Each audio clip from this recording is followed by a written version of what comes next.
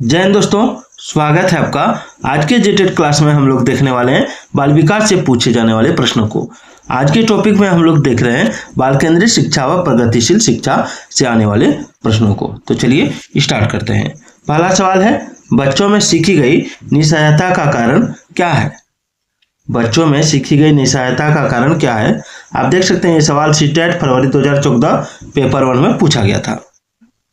तो ऑप्शन है, इस व्यवहार को अर्जित कर लेना कि वे सफल नहीं हो सकते, कक्षा गतिविधियों के प्रति कठोर निर्णय, अपने अभिभावकों की अपेक्षाओं के साथ तालमेल न बना पाना, अध्ययन को गंभीरतापूर्वक न लेने हेतु नैतिक निर्णय। तो देखिए, बच्चों में सीखी गई निस्सहायता का कारण है इस व्यवहार को अर्जित कर लेना कि वे सफल नहीं हो सकते। चलिए आगे क्या है? आगे है कि यदि एक विद्यार्थी विद्यालय में लगातार निम्नतर श्रेणी प्राप्त करती है, ठीक है, तो उसके अभिभावक को उसकी सहायता हेतु परामर्श दिया जा सकता है। क्या परामर्श देंगे? आपके विद्यालय में कोई विद्यार्थी है जो लगातार निम्नतर श्रेणी प्राप्त कर रही है, तो उसके अभिभावक को क्या हम परामर्श दे सकते हैं? तो उसके अभिभावक को हम ये परामर्श दे सकते हैं कि वह अध्यापकों की घनिष्ठ संगति में कार्य करे, यानी ऑप्शन ये। चलिए अगला है, एक शिक्षिका पाठ को पूर्व पठित पाठ से जोड़ने हेतु बच्चों को सारांश लिखना सिखा रही है, ठीक है। एक मिनट, हाँ। एक शिक्षिका है, वह पाठ को पूर्व पठित पाठ से जोड़ने हेतु बच्चों को सारांश लिखना सिखा रही है। तो वह क्या कर रही है?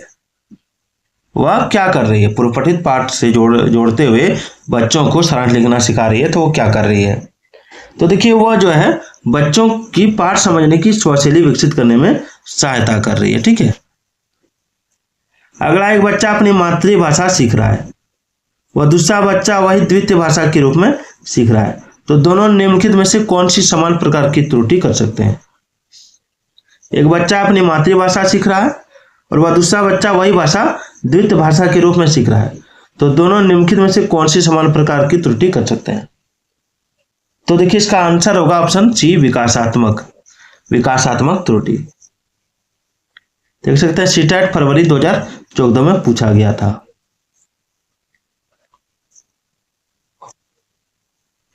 अगला सवाल है कि परिपक्व विद्यार्थी इस बात में विश्वास करते हैं कि उनके अध्ययन में भावनाओं का कोई स्थान नहीं है।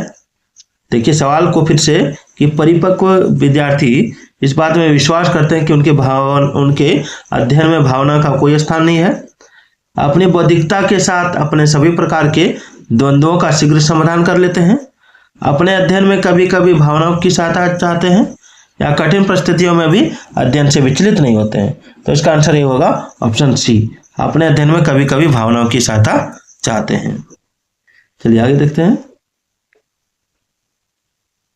आगे, प्रगतिशील शिक्षा के संदर्भ में समान शैक्षिक अवसर से अभिप्राय क्या है?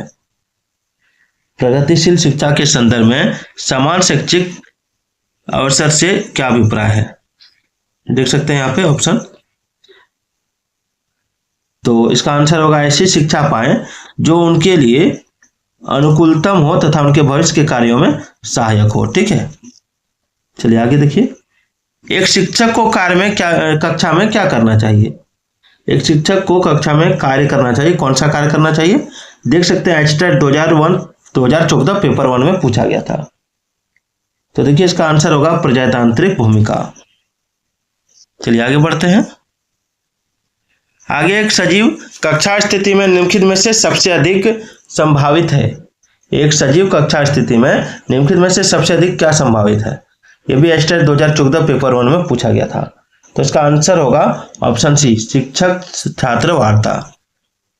चलिए, व्यक्तिगत विभिन्नताओं का क्षेत्र कौन सा है? लिंग भेद, शारीरिक रचना, मानसिक योग्यता, या ये सभी? तो व्यक्तिगत विभिन्नताओं का क्षेत्र है आपका ऑप्शन डी, ये सभी। चलिए आगे बढ़ते हैं।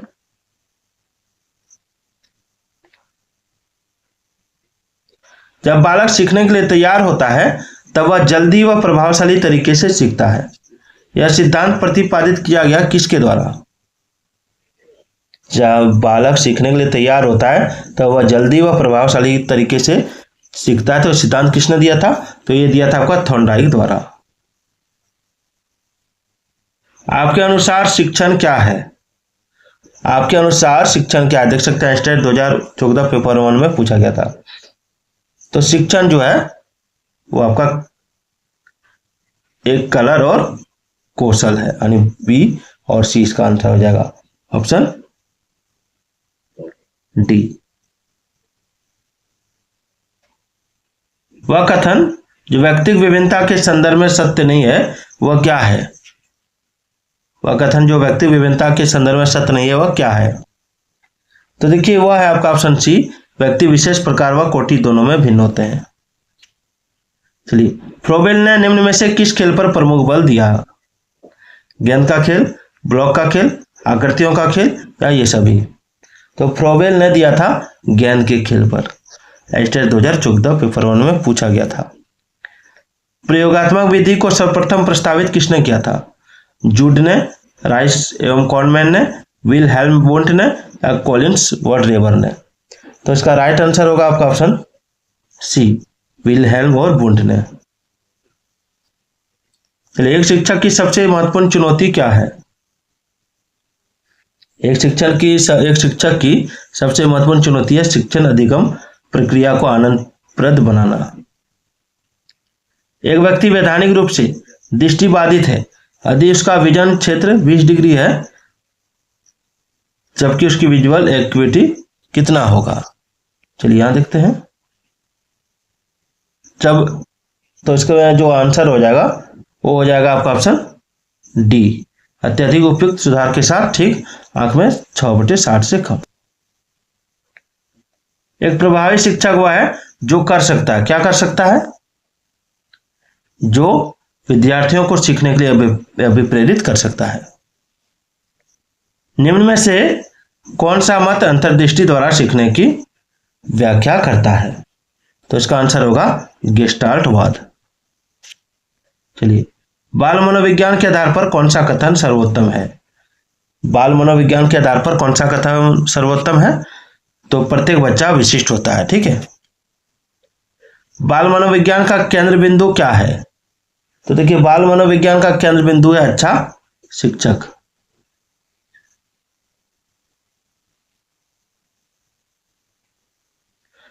प्रथम स्तर पर मूल्यों की शिक्षा देने की सर्वोत्तम विधि कौन सी है? तो इसका राइट आंसर हो जाएगा ऑप्शन सी, अध्यापक के व्यवहार में मूल स्थापन।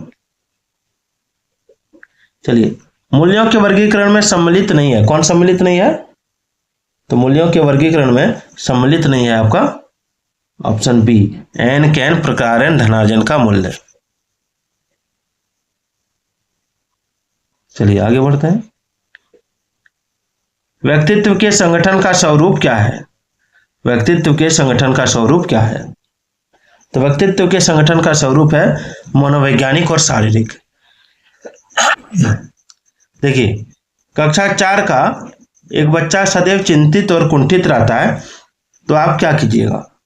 देख सकते हैं यूपी टेट 2014 पेपर 1 में पूछा गया था।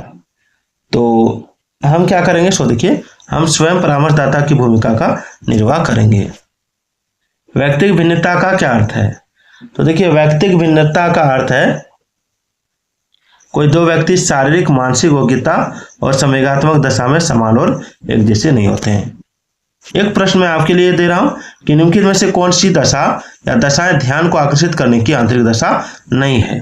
ऑप्शन है उद्दीपन की स्थिति, आवश्यकता, ए या बी, या ए और बी दोनों। वीडियो किस लगी कमेंट जरूर कीजिएगा।